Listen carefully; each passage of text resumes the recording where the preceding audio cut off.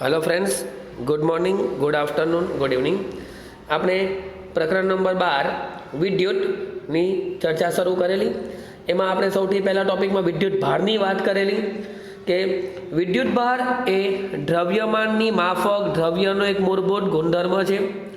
વિદ્યુત ભારના આપણે બે પ્રકારની વાત કે ધન વિદ્યુત ભાર અને ઋણ વિદ્યુત ભાર। પ્રોટોન ધન વિદ્યુત ભાર ધરાવે છે અને ઇલેક્ટ્રોન ઋણ વિદ્યુત ભાર ધરાવે છે। આવા પ્રોટોન અને ઇલેક્ટ્રોન પરના ભલે આપણે નિશાની અલગ અલગ છે, સાઇન અલગ અલગ છે, પરંતુ તે બંનેનું મૂલ્ય સમાન છે। પ્રોટોન અને ઇલેક્ટ્રોન પરના વીજભારનું મૂલ્ય 1.6 × 10⁻⁹ કુલમ। ચાર્લ્સ કુલમ નામના વૈજ્ઞાનિકના માનમાં એના એકમને કુલમ કહે છે, બરાબર છે। હવે આ ઉપર પછી આપણે મુક્ત ઇલેક્ટ્રોનની વાત કરેલી કે કોઈપણ તત્વના પરમાણુના કેન્દ્રની નજીકની કક્ષામાં રહેલા ઇલેક્ટ્રોનનું કેન્દ્ર પ્રત્યેનું આકર્ષણ વધારે હોય, પરંતુ કેન્દ્રથી જેમ જેમ કક્ષાઓ વધતી જાય તેમ એ કક્ષામાં રહેલા ઇલેક્ટ્રોનનું કેન્દ્ર પ્રત્યેનું આકર્ષણ ઓછું થતું જાય। એટલે કે આવા ઇલેક્ટ્રોનને થોડી પણ ઉર્જા મળે તો તે સહેલાઈથી કક્ષા છોડીને ચાલ્યા જાય છે, પરંતુ તે પોતાના મૂળભૂત ઘટકમાંથી બહાર, ધાતુમાંથી બહાર જતા નથી। એવા ઇલેક્ટ્રોનને આપણે મુક્ત ઇલેક્ટ્રોન કહે છે। પછી સુવાહકોની વાત કરી કે જે પદાર્થોમાં આવા મુક્ત ઇલેક્ટ્રોન હાજર હોય, બરાબર, કે જે વિદ્યુતનું વહન કરી શકતા હોય તેને વિદ્યુતના વાહકો અથવા સુવાહક કહેવાય। અને જે પદાર્થોમાં આવા મુક્ત ઇલેક્ટ્રોન ગેરહાજર હોય કે જેઓ વિદ્યુત ભારનું વહન કરી શકતા નથી તેને આપણે અવાહકો કહીએ છીએ।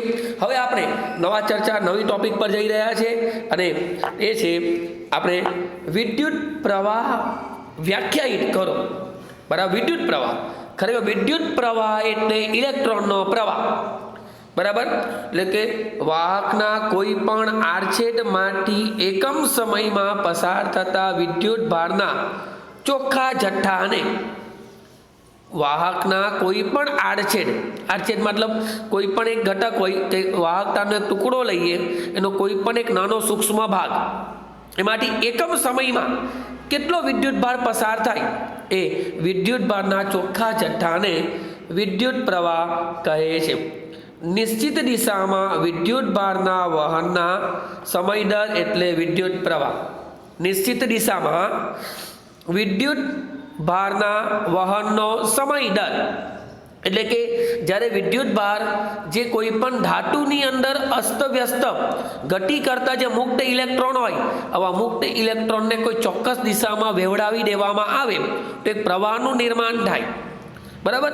આપણે એક્ઝામ્પલ તરીકે આપણા રૂમની અંદર કે આપણા ઘરમાં એક પાણીનું નાનું ગ્લાસ વડે જો પાણી ઢોળી દઈએ તો એ બધા જ પાણીના ઘટકો અસ્તવ્યસ્ત ગતિ કરે છે, બધા પાણીના નાના નાના ટીપાઓ એ ઇલેક્ટ્રોન સમજો, પરંતુ એ જ પાણીને જો કોઈ પાઇપ કે નળી દ્વારા વેવડાવવામાં આવે તો એ બધા જ પાણીના અણુઓ એક જ દિશામાં ગતિ કરે અને પ્રવાહનું નિર્માણ કરે છે। નદી વહે છે તો નદીમાં પાણીનો પ્રવાહ વહે છે, એક જ દિશામાં બધા જ પેલા પાણીના અણુઓ ગતિ કરતા હોય તે પ્રવાહનું નિર્માણ થાય। તેમ નિશ્ચિત દિશામાં વિદ્યુત ભારના વહનનો સમય દર એટલે વિદ્યુત પ્રવાહ કહે છે, બરાબર છે। આગળ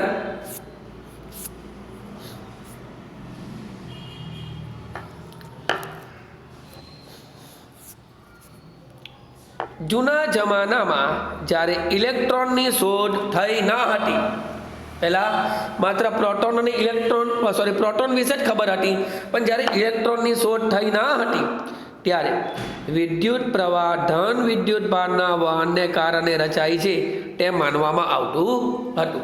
આ પ્રવાહ એટલે રૈવાજિક પ્રવાહ। જૂના જમાનામાં જ્યારે ઇલેક્ટ્રોન વિશે કશી ખબર ન હતી, ઇલેક્ટ્રોન શું છે ખબર નહીં, હા, પણ પ્રોટોન ખબર છે કે પ્રોટોન ધન વીજભાર ધરાવે છે, તો એ ધન વીજભારનો વહનને કારણે જે વિદ્યુત પ્રવાહ રચાય એમ માનવામાં આવતું। ઇલેક્ટ્રોનની શોધ થયા પછી ખબર પડી કે વિદ્યુત પ્રવાહના નિર્માણ માટે ઇલેક્ટ્રોનની ગતિ જવાબદાર છે, એને ઇલેક્ટ્રોનનો પ્રવાહ, અને ખરેખર ઇલેક્ટ્રોનનો પ્રવાહ એટલે જ વિદ્યુત પ્રવાહ। ઇલેક્ટ્રોનની જ્યારે શોધ ન થયેલી ત્યારે વિદ્યુત પ્રવાહ ધન વિદ્યુત ભાર એટલે કે ઇલેક્ટ્રોનોનું વીજભાર ધરાવે છે. તો માત્ર ને માત્ર ત્યારે ધન વીજભારની જ ખબર હતી, ઇલેક્ટ્રોન ખબર ના હતો એટલે ઋણ વિદ્યુત ભાર ખબર નહીં હતી. તો વિદ્યુત પ્રવાહ ધન વિદ્યુત ભારને કારણે રચાય છે એવું માનવામાં આવતું, પરંતુ ઇલેક્ટ્રોનની શોધ થઈ પછી ખબર પડી કે ખરેખર વિદ્યુત પ્રવાહ એ માટે ઇલેક્ટ્રોનની ગતિ અને ઇલેક્ટ્રોન ઋણ વીજભાર ધરાવે છે, મતલબ ઇલેક્ટ્રોનનો પ્રવાહ ઋણથી ધન દિશામાં જાય. જ્યારે વિદ્યુત પ્રવાહ જે જૂના જમાનામાં કહેવામાં આવતું કે જેને આપણે રૈવાજિક પ્રવાહ તરીકે ઓળખીશું. જોજો અહીંયા એક આકૃતિ દ્વારા સમજૂતી આપવામાં આવેલી છે. આ રૈવાજિક પ્રવાહની દિશા આ દિશામાં બતાવેલી. જોજો ક્યાંથી નીકળે છે, આ દિશા એટલે આમ, આ દિશા અહીંયાથી ધનથી ઋણ તરફ જાય છે, જ્યારે ઇલેક્ટ્રોન જો આ દિશામાં જાય છે. દેખાયું છે આકૃતિમાં? એટલે કે જ્યારે વિદ્યુત પ્રવાહ વિશે જાણકારી હતી તે શરૂઆતમાં ત્યારે માત્ર ધન વીજભાર ખબર હતો. ત્યારે એવો પ્રવાહ જેને આપણે રૈવાજિક પ્રવાહ જૂના જમાનામાં જે પ્રવાહ માનવામાં આવતો જેમાં ધન વિદ્યુત ભાર જ હતો, તો એની દિશા ધનથી ઋણ તરફ. પરંતુ ઇલેક્ટ્રોનની શોધ થયા પછી ખબર પડી કે ખરેખર વિદ્યુત પ્રવાહ એટલે ઇલેક્ટ્રોનનો પ્રવાહ જ છે. તો ઇલેક્ટ્રોન તો ઋણથી ધન દિશામાં જાય, એટલે કે રૈવાજિક પ્રવાહની દિશા એ ઇલેક્ટ્રોન પ્રવાહની વિરુદ્ધ દિશામાં લેવામાં આવે છે. એટલે જૂની માન્યતા પ્રમાણે વિદ્યુત પ્રવાહની દિશા ધન વિદ્યુત ભારના વહનની દિશામાં લેવામાં આવતી હતી. જૂના માન્યતા પ્રમાણે વિદ્યુત પ્રવાહની દિશા કઈ દિશામાં? ધન વિદ્યુત ભારના વહનની દિશામાં લેવામાં આવતી, જેને રૈવાજિક વિદ્યુત પ્રવાહ કહે છે.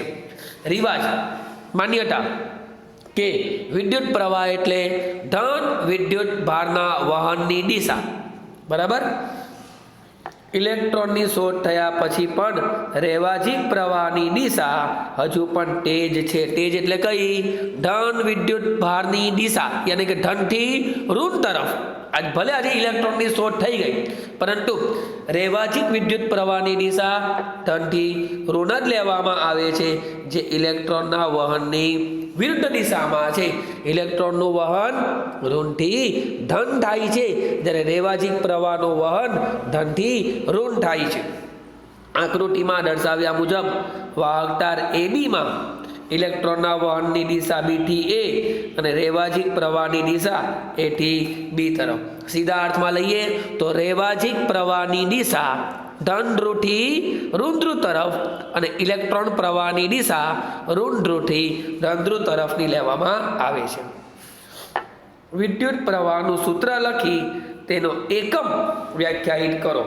વાહકના કોઈ પણ આડછેદમાંથી આગળ લખેલું એકમ સમયમાં લીધો અહીંયા T સમયમાં પસાર થતા વિદ્યુત ભારનો જથ્થો.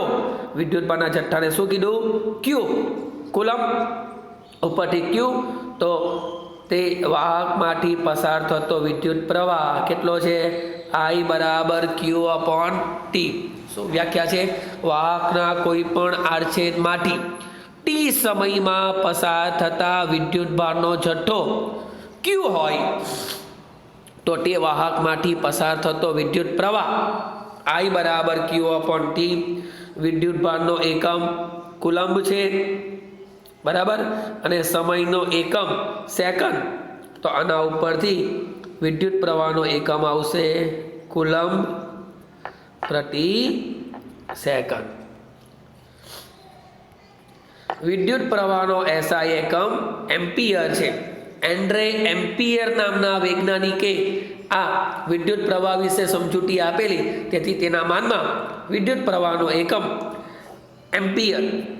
ફ્રેન્ચ વૈજ્ઞાનિક આન્ડ્રે મારી એમ્પિયરના માનમાં આ એકમ રાખવામાં આવ્યો છે. સમીકરણ પરથી એમ્પિયર બરાબર આવું વંચાય, એમ્પિયર બરાબર કુલંબ પ્રતિ સેકન્ડ. એટલે કુલંબના છેદમાં સેકન્ડ એ પણ વિદ્યુત પ્રવાહનો એકમ છે, અને એમ્પિયર એ પણ વિદ્યુત પ્રવાહનો એકમ છે. એમ્પિયરની વ્યાખ્યા આપવામાં આવે છે આના ઉપરથી. આની એમ્પિયરની વ્યાખ્યા કે વાહકના કોઈ આડછેદમાંથી 1 સેકન્ડમાં એક કુલંબ વિદ્યુત ભારનો જથ્થો પસાર થતો હોય તો તે વાહકમાંથી 1 એમ્પિયર જેટલો વિદ્યુત પ્રવાહ પસાર થાય છે એમ કહેવાય. એટલે 1 એમ્પિયર બરાબર 1 કુલંબ પ્રતિ 1 સેકન્ડ. 1 એમ્પિયરની વ્યાખ્યાઓ બધી ખાસ મોઢે કરજો. જો વાહકના કોઈ પણ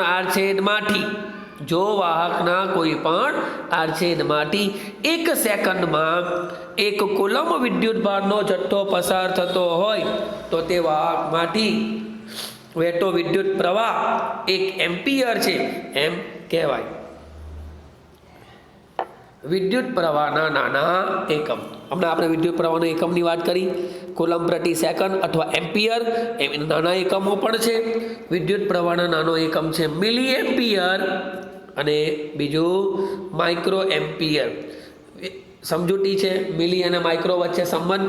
તો 1 મિલી એમ્પિયર બરાબર 10⁻³ એમ્પિયર અને 1 માઇક્રો એમ્પિયર બરાબર 10⁻⁶ એમ્પિયર. એટલે મિલી એમ્પિયર કરતાં માઇક્રો એમ્પિયર વધુ નાનો એકમ છે. વિદ્યુત પ્રવાહનું માપન કરતા સાધનનું નામ શું છે? તો વિદ્યુત પ્રવાહ માપવા માટે પણ સાધન આવે છે. એ સાધનનું નામ છે એમીટર. મતલબ કે વિદ્યુત પ્રવાહ વાહકમાંથી વહેતા વિદ્યુત પ્રવાહનું માપન કરતું સાધન એમીટર છે. મતલબ એમ્પિયર ઉપરથી એ મીટર સાધન હોય, આપણા ઘરે કેવું ઇલેક્ટ્રિકના મીટર હોય તેમ વિદ્યુત પ્રવાહનું માપવા માટેના સાધનને એમીટર કહે છે. ઓકે, અસ્તુ.